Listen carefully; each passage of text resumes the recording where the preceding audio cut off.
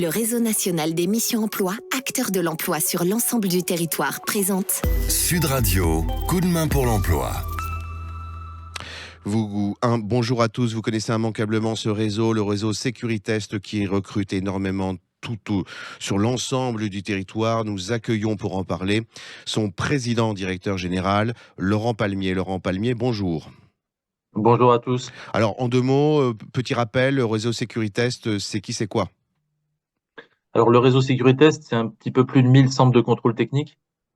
Et ce réseau de contrôle technique appartient à un groupe mondial qui s'appelle SGS, qui détient un second réseau en France qui s'appelle Autosécurité. Ce qui fait de nous finalement cumuler les plus gros acteurs du marché dans ce métier de contrôle technique automobile. Le leader du contrôle technique. C'est ça, avec ces 2 réseaux. Alors, comment devient-on contrôleur technique et qui est le mieux placé pour l'être sur ce métier-là ?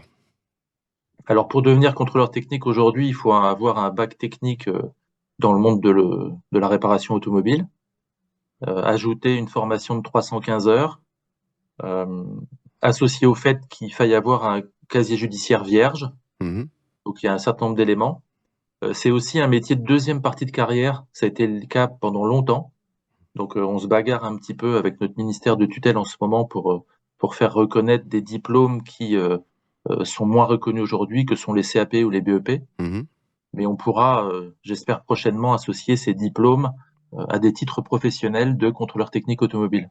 Alors précisément, vous avez parlé de formation professionnelle pour y accéder, une formation de 315 heures. On est bien d'accord que cette formation s'inscrit dans le cadre d'un contrat de professionnalisation et par conséquent est non seulement gratuite pour les candidats, mais constitue une formation pour laquelle ils sont rémunérés. Oui, alors ça dépend des cas. Il y a Ça des dépend, accords oui, avec oui. les pôles. Il y a des accords avec les pôles emploi locaux. C'est ça. Il y a une petite particularité dans ce métier de contrôle technique, c'est que pour exercer la profession, il faut un agrément préfectoral. Et donc ça veut dire quelqu'un qui est dans un mode stage dans un des centres de contrôle technique ne peut avoir aucune activité. Il est vraiment en accompagnant. C'est un petit peu ce qui nous pose problème quelquefois dans l'accès à ce métier. Alors, vous parliez de 1500 centres techniques, c'est énorme en France. Si on saupoudre tout cela, ça donne combien, grosso modo, de besoins de recrutement au jour où l'on parle de contrôleurs techniques ? Alors chez nous, on estime qu'il manque à peu près 200 contrôleurs techniques en permanence. On est à près de 2000 centres au cumul des réseaux, ce qui fait qu'on a un centre de contrôle tous les 18 km.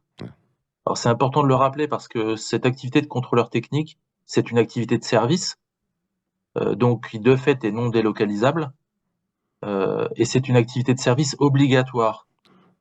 Alors, et donc finalement... Ce qui veut dire en outre pour un candidat que exercer ce métier-là, c'est avoir la possibilité de le faire dans n'importe quel coin en France, tous les 18 km. Ça veut dire que mobilité, c'est largement accessible. Oui, ça veut dire qu'on peut le faire partout en France, selon ses choix du moment, j'ai envie de dire. On peut le faire aussi dans son territoire, parce que c'est quelquefois Tout à fait. Ce qui est reproché aux candidats, une moindre mobilité. Et puis on peut le faire aussi avec l'idée de devenir son propre employeur. Et ça, c'est pas dans 20 ans, dans 30 ans ou dans 40 ans, puisqu'il y a une pyramide des âges, puisque ce métier a débuté en 92, qui fait qu'aujourd'hui, on a un certain nombre de propriétaires de centres de contrôle qui partent en retraite. Et donc, il y a des besoins de renouvellement qui peuvent se faire après 3 ans, 5 ans, 6 ans, 7 ans d'activité. Et c'est accessible. C'est-à-dire qu'aujourd'hui, acheter une concession auto pour une personne lambda, acheter un centre de contrôle technique et devenir son propre employeur, ça l'est. C'est beaucoup plus simple. Eh bien, Laurent Palmier, je vous remercie beaucoup pour cette communication. 200 postes au compteur de contrôleurs techniques sur l'ensemble du territoire. On reviendra vous voir immanquablement, sans doute peut-être pour rencontrer l'un d'entre eux. Dans l'intervalle, je vous souhaite une très très bonne journée. Avec plaisir, je vous remercie. Merci, au revoir. Sud Radio, coup de main pour l'emploi. Vous a été présenté par le réseau national des missions emploi, acteur de l'emploi sur l'ensemble du territoire.